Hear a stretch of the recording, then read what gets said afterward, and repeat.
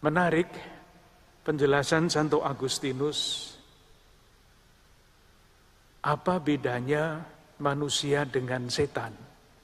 Saudari-saudaraku yang terkasih, bersama-sama dengan keluarga besar Rumah Sakit Santo Carolus, kita semua diajak untuk bersyukur kepada Tuhan yang telah melahirkan, mendampingi perjalanan Rumah Sakit Santo Carolus selama 102 tahun. Kita berdoa, semoga dengan mensyukuri penyertaan Tuhan itu, keluarga besar Rumah Sakit Santo Carolus dapat semakin melayani dari hati, membangkitkan harapan seturut teladan Santo Carolus menuju Indonesia sehat. Marilah berdoa. Allah Bapa yang Maha Pengasih, kami bersyukur atas rahmat, kebaikan dan bimbingan-Mu yang selalu hadir untuk menyertai perjuangan, pelayanan dan perjalanan kami selama 102 tahun dalam pengabdian kami kepadamu melalui pelayanan kesehatan Rumah Sakit Santo Carolus. Kami mohon, semoga setiap hari Rumah Sakit Santo Carolus semakin berkembang untuk senantiasa menjadi perpanjangan tangan kasih-Mu di dalam melayani sesama yang menderita dan berkesesakan, dan melalui itu semua juga kami semakin mencintai dan bersyukur atas kehadiran-Mu di tengah-tengah kami. Semoga dengan rahmat-Mu yang melimpah, kami semakin dikuatkan dalam setiap perjuangan di tengah pandemi COVID-19 yang sedang kami hadapi ini. Demi Yesus Kristus, Tuhan dan pengantara kami, yang bersama Diko dan Roh Kudus, hidup dan berkuasa kini dan sepanjang masa. Amin. Saudari-saudaraku yang terkasih, khususnya keluarga besar Rumah Sakit Santo Carolus yang berbahagia, bersama-sama dengan keluarga besar Rumah Sakit Santo Carolus, kita semua diajak bersyukur kepada Tuhan yang telah melahirkan dan mendampingi pelayanan kesehatan ini sampai 102 tahun sampai sekarang. Dan tentu kita berdoa, semoga perjalanan pelayanan kesehatan ini selalu berada di dalam bimbingan dan pendampingan Tuhan. Kita ingin mengenang para perintis dan penerus pelayanan kesehatan Rumah Sakit Santo Carolus ini yang sudah mendahului kita. Sambil berharap, saudari-saudara kita ini menjadi pendoa bagi kita di hadapan Tuhan. Kita juga ingin bersyukur kepada Tuhan karena sepanjang sejarah sampai saat ini, Tuhan telah dan akan terus menggerakkan hati pribadi-pribadi sekian banyak yang rela mengemban tanggung jawab sejarah, menerima tongkat estafet pelayanan untuk merawat dan mengembangkan pelayanan kesehatan Santo Carolus ini. Dan kita juga ingin berdoa bagi para dokter, para perawat, dan semua tenaga kesehatan yang rela menanggung risiko merawat para pasien di dalam situasi yang sulit ini. Saudari-saudaraku yang terkasih, untuk merawat dan mengembangkan pelayanan kesehatan di tengah-tengah berbagai macam tantangan yang semakin kompleks, kita semua membutuhkan inspirasi. Motivasi tidak cukup. Yang kita butuhkan adalah inspirasi iman dan tentu motivasi yang lain. Dan sabda Tuhan yang kita dengarkan pada hari ini yang tidak dipilih secara khusus, diberikan oleh Tuhan bagi kita untuk menjadi inspirasi bagi kita. Yang dikutip adalah Injil Markus. Perlu dijelaskan lama sebetulnya, tetapi singkatnya begini. Penulis Injil Markus sebetulnya mengajak para pembacanya pelan-pelan bergerak sampai mengikuti Yesus ketika ia disalib. Sampai di situ, kalau kita membaca Injil Markus, pada waktu Yesus disalib, kepala pasukan mengatakan, ketika melihat matinya demikian, ia berkata, sungguh orang ini anak Allah. Itulah puncak dari perjalanan rohani para pengikut Yesus menurut Injil Markus. Pelan-pelan sampai ke sana. Yang aneh adalah, kalau tadi kita perhatikan, kutipan Injil Markus tadi itu baru bab 3, masih jauh dari bab 14. Tetapi dikatakan, roh-roh jahat, setan itu sudah berteriak, engkaulah anak Allah. Mendahului pengakuan yang seharusnya baru sampai pada bab 14. Ketika renungan saya sampai di sini, saya ingat kata-kata Santo Agustinus. Untuk dicatat, sesudah roh jahat mengatakan itu, Yesus melarang keras supaya tidak mengatakan itu kepada siapapun. Menarik penjelasan Santo Agustinus. Apa bedanya manusia dengan setan? Santo Agustinus mengatakan begini, setan itu punya pengetahuan, maka dia tahu bahwa Yesus anak Allah. Tetapi setan tidak punya kasih. Kalau pengetahuan satani itu ada, tetapi kalau kasih satani tidak pernah dengar dan tidak mungkin ada kasih kok satani. Sementara manusia, kepada manusia Tuhan menganugerahkan pengetahuan dan kasih manusiawi. Kasih manusiawi itu artinya kasih yang terbatas. Dengan membaca kisah ini, kita diingatkan kembali akan kasih manusiawi, anugerah istimewa bagi manusia. Tetapi kasih itu terbatas. Oleh karena itu ajaran gereja mengatakan bahwa setiap orang Kristiani, pengikut Kristus dalam status apapun juga, semua dipanggil untuk bertumbuh menuju kasih yang semakin sempurna.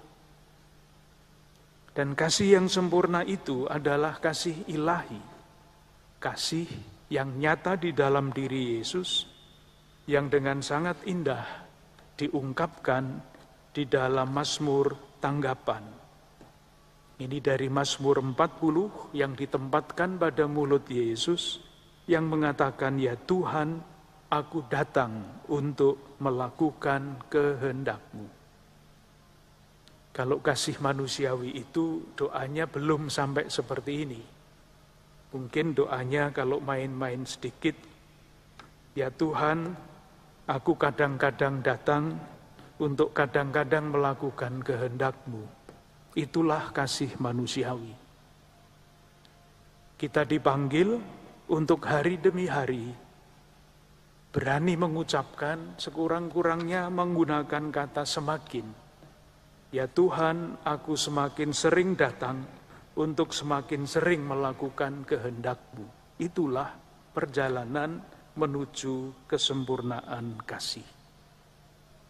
Dengan demikian, saudari-saudaraku yang terkasih, ketika kita bekerja, kita tidak bekerja sekedar demi bekerja, yang biasanya untuk mencari nafkah. Itu juga pasti sangat penting. Tidak cukup pula bekerja di dalam rangka aktualisasi diri. Itu juga sangat penting. Tetapi seorang murid Yesus yang bekerja di dalam lapangan apapun juga, lewat kerjanya bertumbuh untuk semakin sempurna di dalam kasih. Hari ini sekali lagi Tuhan menyelenggarakan di dalam kalender liturgi kita merayakan pesta Santa Agnes. Maka kasula kami merah karena Santa Agnes adalah martir. Sangat istimewa Santa Agnes ini menjadi martir ketika usianya menjelang 13 tahun.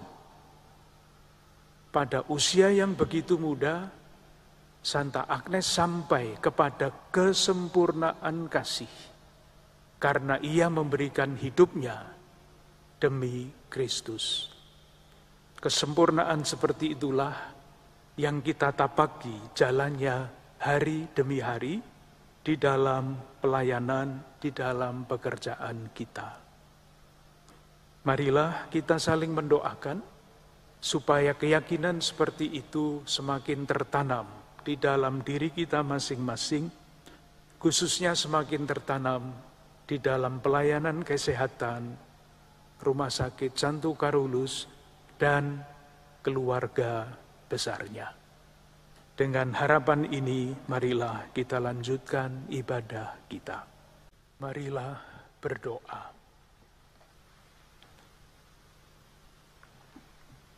Allah Bapa Maha Mulia, Engkau telah memuliakan Santa Agnes di hadapan orang suci-Mu.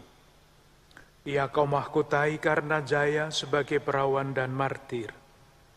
Semoga berkat kekuatan sakramen Ekaristi yang kami terima hari ini, kami dapat mengatasi segala kejahatan dan memperoleh kemuliaan surgawi, serta memperoleh rahmat di dalam pelayanan kami semua di Rumah Sakit Santo Carolus yang kini telah mencapai usia 102 tahun. Demi Yesus Kristus Tuhan dan pengantara kami, yang bersama Diko dan Roh Kudus setia menyertai kami kini dan sepanjang masa. Amin. Kami keluarga besar Rumah Sakit Santo Carolus mengucapkan terima kasih kepada Bapak Uskup Ignatius Kardinal Suharyo, Romo Hani Rudi Hartoko SY, dan Romo Hari Sulistyo Projo yang telah memimpin perayaan Ekaristi hari ini. Sebelum berkat penutup, marilah kita mendengarkan sambutan dari Direktur Rumah Sakit Santo Carolus, yaitu Dr. Endro Tomo Sumargono, spesialis ortopedi. Kepada Dr. Endro Tomo, kami persilahkan. Hari ini 102 tahun yang lalu, tepatnya pada tanggal 21 Januari 1919, Rumah Sakit St. Carolus Salemba dengan kapasitas 40 tempat tidur memulai perjalanan cinta kasih pada penduduk Batavia. Semangat untuk melayani adalah awal perjalanan 10 suster cinta kasih Carolus Borromeus dari Maastricht, Belanda. Perjuangan mereka dalam mengarungi lautan, melintas samudra dan benua selama 4 bulan dan akhirnya berlabuh di Tanjung Priuk, Batavia.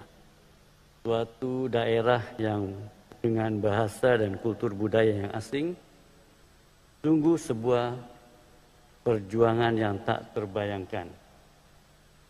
Perjalanan Rumah Sakit St. Carolus dimulai dengan kepedulian dari sejumlah awam Katolik pada waktu itu dan Vikaris Apostolik Batavia pada masa itu, Monsignor Edmundus Lupen SY, yang berinisiatif mendirikan rumah sakit.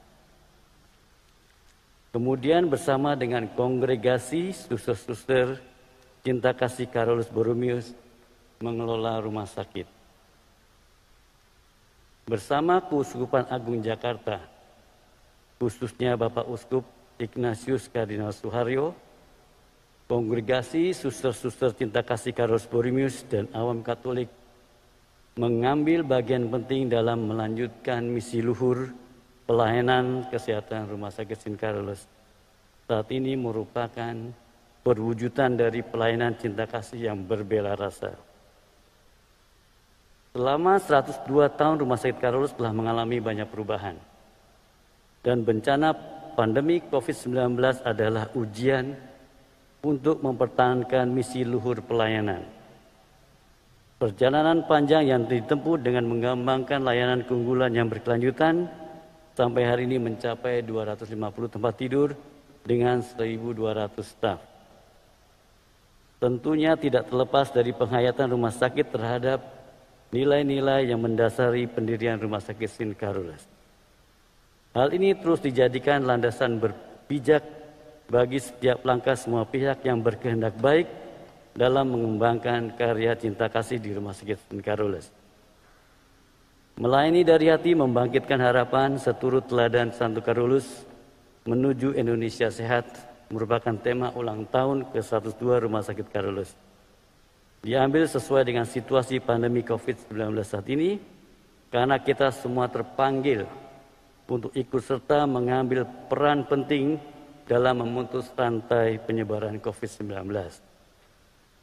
Perayaan Misa Syukur 102 tahun Rumah Sakit Carolus dapat dimaknai menjadi 3 bagian penting. Pertama, tentang perjalanan panjang Rumah Sakit St. Carolus yang senantiasa mengedepankan pelayanan kesehatan yang terpercaya, yang terjangkau untuk setiap orang.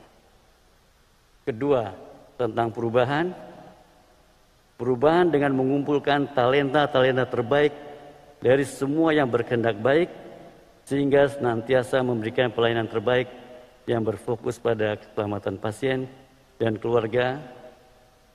Dalam pengalaman Bunda Elizabeth yang dikenal dengan sebutan tubuh Yesus yang menderita. Dan ketiga adalah bela rasa yang mendasari berdirinya rumah sakit yang masih kami pegang hingga saat ini menjadi dasar pelayanan kami ke depan, sehingga setiap orang dapat menjadi saluran kasih di ladang Tuhan ini. Akhir kata, mari kita bersama-sama meneruskan semangat misi luhur perintis dan pendahulu kita. Salam sehat, semoga Tuhan selalu melindungi tugas pelayanan kita semua dan menuntun kita menuju harapan untuk mengakhiri pandemi ini. Tak lupa kami mengucapkan terima kasih kepada Romo Hani Rudi Handoko yang memperkenalkan kami mengadakan perayaan Misa Syukur ulang tahun Carolus. Selamat ulang tahun Rumah Sakit Carolus, Tuhan memberkati. Terima kasih.